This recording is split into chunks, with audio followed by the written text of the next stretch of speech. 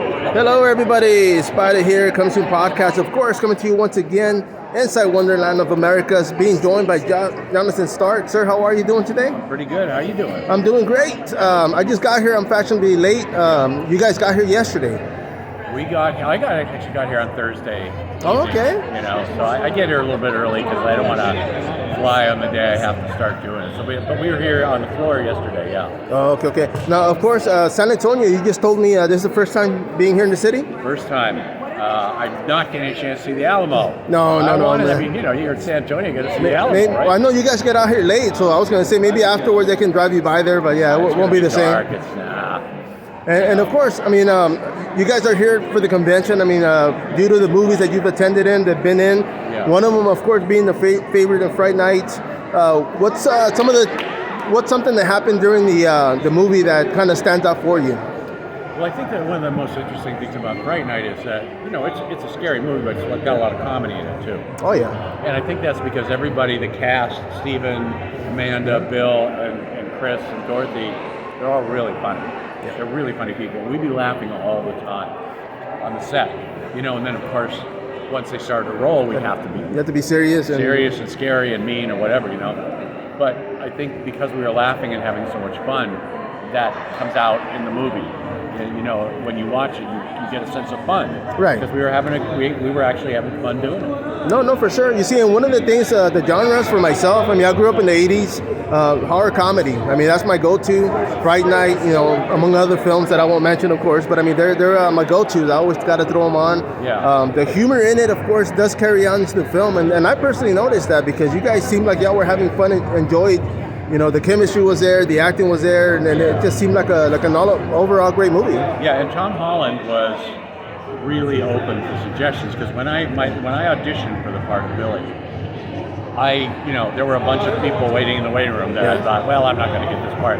But I went in and I thought, well, the scene where the detective is in there and Charlie's trying to tell him I buried something or I have something in the basement. Right. And I thought, well, if I'm going to do that, why would I be scary? I'd want to throw the detective off, so I'll just be funny. And so I just came up with this, and I said, that wasn't in the script. I just made that up. Nice. Because I wanted to make it so, and Tom liked it so much he kept it in the movie. But he was great. He was always open to stuff we suggested. No, for sure. You see, and one of the things, and I was going to ask about that, if there was anything in the movie that you put in yourself, because a lot of times it's natural, and because it's natural, it works. And I'm pretty sure, the producer, of course, saw that and said, man, I'm going to keep it. I mean, all sense. The lines in that scene were there. Right. But I could have read them really scary or not, and I decided I didn't want to read them scary. I wanted to read them because I thought the more they think Charlie's an idiot, the faster that guy's going to leave. Done. So. Now, of course, I mean, you see your audition. Reading the script, what was the first thing that popped in your head as far as the movie? I didn't get that luxury. When Chris Sarandon got to read the script. Okay. I don't know if any of these guys got to read the script, but they just gave me the sides. They gave me the 3 or 4 pages. Well, that's it. Memorized them, went in and read them, but I knew he was supposed to be a big guy, and I was already tall, but I wouldn't say I was really muscular, so I put on 5, 6 shirts. So it was big, Yeah. But it was really hot that day, so I was just sweating and waiting to read, I was like, oh my God, I'm so hot. But it seemed to work. Tom liked what I did. No, I mean, it does show in the movie. I mean, I am a great fan of it. I don't just say it, but I mean, this week I had to throw it on just to kind of remind myself, and I said, okay, it is a great film. Yeah. When it was released, did you see it right away, or what were your thoughts on it when you first saw it? I didn't. They released it. They had a screening at the motion picture AMPTS or whatever it is. Right. The Academy of Motion Picture Arts and Science. And I didn't go because I thought, oh man, if I suck at this, I'm gonna have to go to this thing, and everybody's gonna be like, oh yeah. So I blew out of town. I was able to be in town. I watched it on 42nd Street, New York City, which was the best place you could watch a horror movie. Nice, People man. freak out there, and they scream at the screen, and I loved it. It was great. It's the best way to watch it. And I mean, would you say you're your own worst critic when it comes to movies you portray or actors? as far as Come again? are you your own worst critic? I mean, do you kind of criticize your acting Oh when yeah, you see yeah. it? I rarely watch anything I do until I've been gone for a couple years. I mean, I watched Friday Night pretty early, but yeah, I'm pretty tough critic. Well, let me ask you, being that you see it now, is there something in the movie you wish you would have done? You know, I have to say, I think I can't. That's a good question. Nobody's asked me that. I'd have to watch again, but right off the top of my head, no. I think I actually kind of did.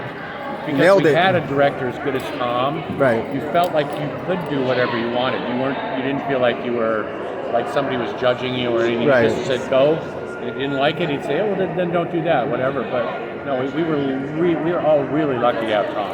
Nice, man. And of course, I mean, the chemistry has to be there. I mean, I've seen movies where it's just like horrible, and it's because the characters weren't in sync. Yeah. Maybe somebody hated somebody, who knows, you know, but it's just, the movie was great, man. As far as your career, I mean, being a writer, producer, and an actor, which one would you say is your best one? They're so different. Okay. You know, I loved being an actor, but I love being a writer because I don't have to audition. I just turn in a script and say, here you go, let the script do the work, you know? Nice. And I was an actor. I did a guest star part on Cheers, Right. season 6, and then I was a writer on it in season 10. Oh, nice. So, and then I went on to write for Ellen DeGeneres and The Nanny and Drew Carey and, you know, and ended up creating my own television show according to Jim.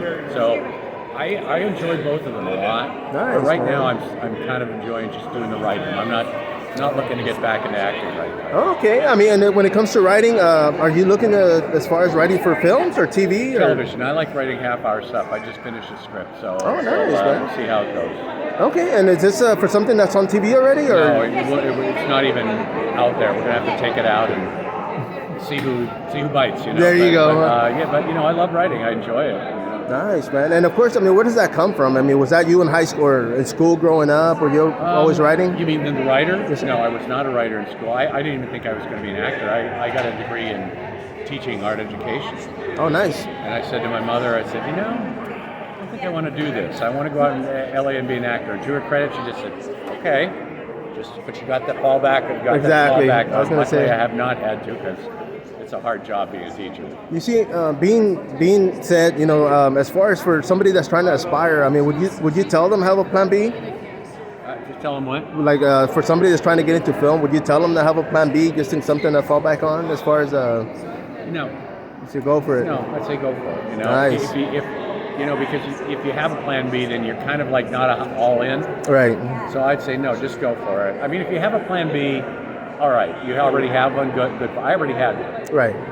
But I would say don't worry about a plan B. Just go for it. Nice, man. Now, of course, out of all the movies, I mean, especially in the '80s, is there one movie that you auditioned for or wanted to get in that you didn't get the part for? Oh God, there must have been tons of them. Every day turning in, huh? I don't remember any of them, honestly. But was there one that you were like, man, I wish I would have gotten that film, or? I'd have to think about it. Oh, okay. Yeah. Oh, well, that's good, man. I mean, the fact, I mean, of course, it's business, it's money. I mean, you guys get paid for doing these. So, I mean, right off the bat, you know, when you got the part and you were like, okay, I'm gonna, you know, participate in Fright Night. Were you kind of like, man, it's gonna be good? Did you have doubts? I mean, just reading what you had. It's hard to tell because, like I said, all I could read was 4 pages. But it was my first movie. Yeah. And I didn't care. I Like, wanted to work. Right. You know, let's say a lot of us will take a job. Sometimes we don't know what it is. Right. But we need the money. We want to work. And I was an actor who needed money. So Oh, yeah. I was happy to do whatever. Oh, yeah, and you look at the panel. I mean, everybody here had, because of it, or not just necessarily the film, but because of the acting and getting out there, they opened more doors were open. They got more opportunities. So of course, you never know where it's going to go, right? You know, the great thing about it is too. We've all been doing this. The cast have been doing this for about I don't know, 15 years or so. Yeah. And we're all friends, and we all make people laugh. We love hanging out together. There is a rumor that we're going to be in Houston at Day of the Dead or the Horror Film Festival. Yeah. I know one of them in 2024, the whole cast, and Dorothy Fielding. So I hope that happens. Cause, Oh, wow, okay. yeah. No, well, for sure. I mean, I'm going to be posting this, so those that are in Houston area, of course, you know, definitely keep an eye out. Absolutely, and you know, keep your eyes on, you'll find out if if we're going to be there or not. I don't know anything about it yet, but No, for there's talk sure. about it. And of course, and I was going to ask also. I mean, you guys stay friends between all these years? We stay friends. We text each other all the time. We Nice, hang man. out together, and we usually go out to dinner every Saturday night after and hang out. And I'll put you on the spot out of your buddies that are here. Who's the funniest person to be around with, man? Me. There you go. Good question. No, they're all great. They're really all great. I have to say, I'm just so lucky to have them. They're not just castmates; they're friends. No, for sure. My man, I appreciate this. I'm going to be posting, of course. This is Saturday. Tomorrow, you guys are going to be here as well. Everybody out there, of course. Jonathan Stark. This is Spider, the Coming Soon podcast. Till next time. Come on down, kid.